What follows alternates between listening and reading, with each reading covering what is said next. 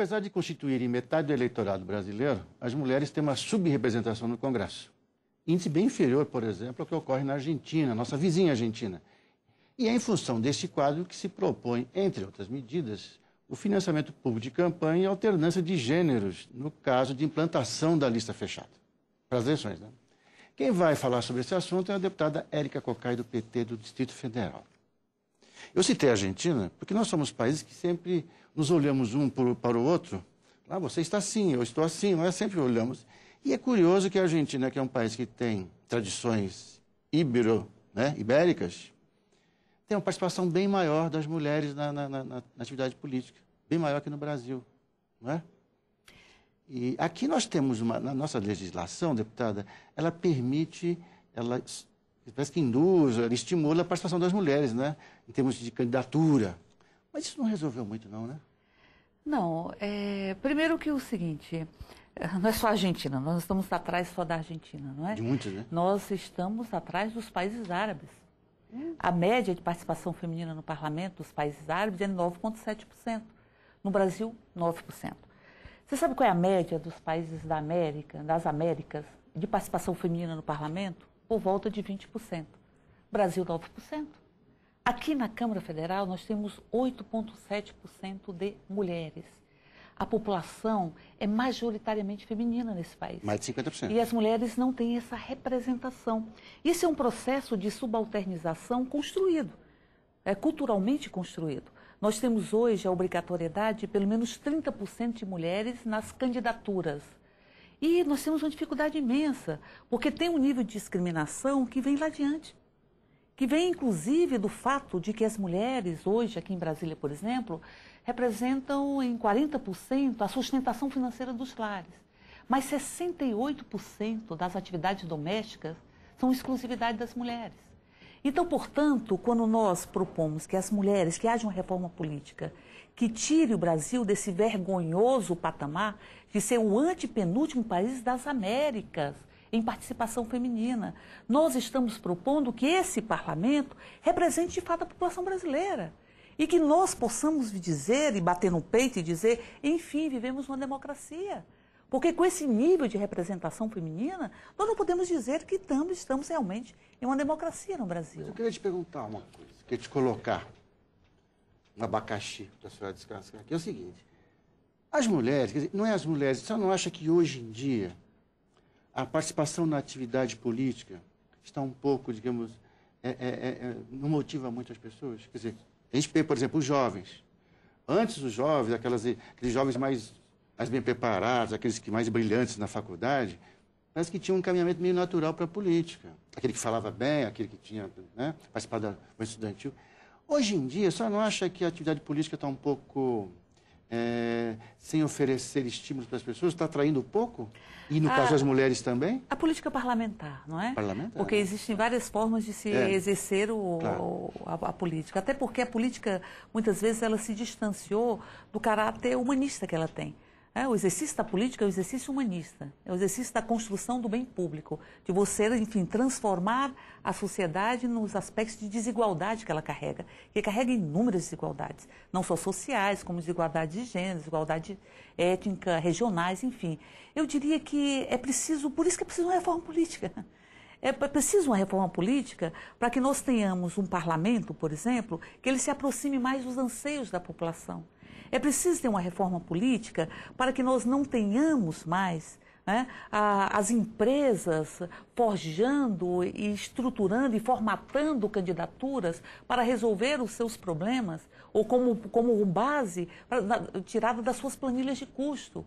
Ou seja, os parlamentares não podem ser representantes de determinados grupos. Quando nós defendemos o financiamento público exclusivo, é para que nós possamos ter os parlamentares representando o público. É para que nós tenhamos o resgate do sentimento de república. Porque eu diria para você que esse Brasil, ele tem muita dificuldade de construir, de fazer lutos, não é?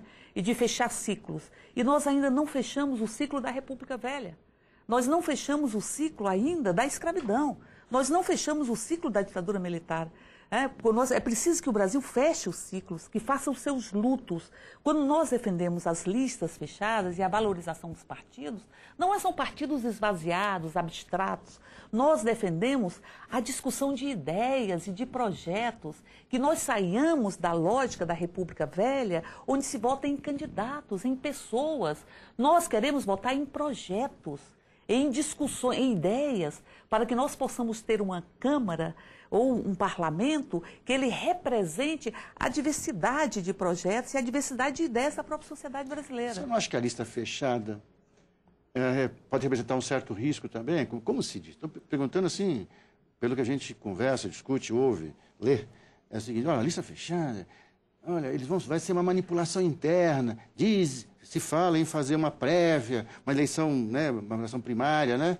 Mas isso não vai acontecer no Brasil, as pessoas falam, não vai acontecer aqui. Aqui vai ser o domínio de uma cúpula, né, de um caciquismo. Isso também, a senhora acha que, a senhora teme alguma coisa desse tipo? Não, eu diria que é preciso aprovar a lista fechada e aprovar critérios internos para que os partidos possam escolher os seus candidatos, né? Ou as suas candidatas. É preciso que nós tenhamos esse casamento, para que nós possamos também democratizar as escolhas dos próprios partidos. Agora, muitas vezes eu vejo isso, eu faço parte da Comissão da Reforma Política, e muitas vezes eu vejo que o diagnóstico nefasto, ele é criado para que as coisas não mudem. Sim. Que as pessoas dizem, não, mas a política brasileira é muito imperial. Não, mas a política brasileira tem um poder econômico, é muito determinante. E eu digo, é exatamente porque é imperial, é exatamente porque o poder econômico é tão determinante que nós precisamos mudar. Que nós precisamos fazer de fato a reforma política. O que o povo brasileiro não pode mais admitir é que nós tenhamos remendos políticos para que as coisas fiquem exatamente como elas estão. Por isso que nós defendemos financiamento público exclusivo. Primeiro, que o povo vai controlar. Segundo, que o financiamento público, que é ilícito, que recentemente nós vimos parlamentares recebendo dinheiro para suas campanhas, recursos públicos.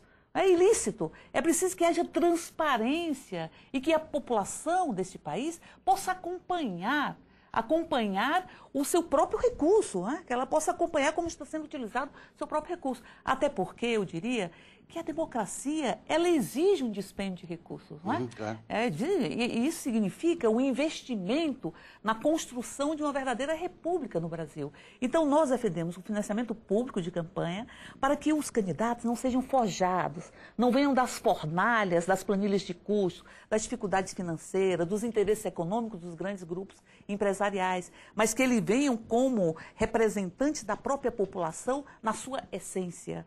Nós defendemos também a lista fechada para valorizar as ideias.